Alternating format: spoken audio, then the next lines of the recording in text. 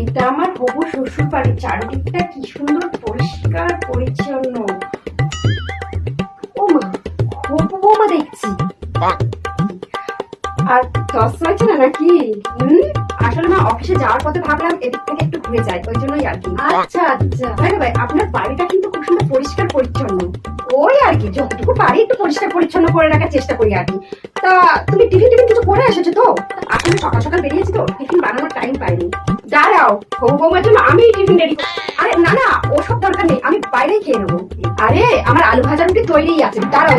আচ্ছা ঠিক আছে, কত ভাগ্য করে এরকম হবু শ্বশুর বাড়ি পেয়েছি। আমার কপালটাই খারাপ, তাই আমার কপালে এইরকম একটা শাশুড়ি জুটেছে।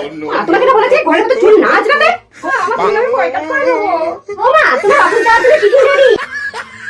আজকে তোমার উপর কে জানো, টিফিনে আলু ভাজা রুটি খেতে হবে।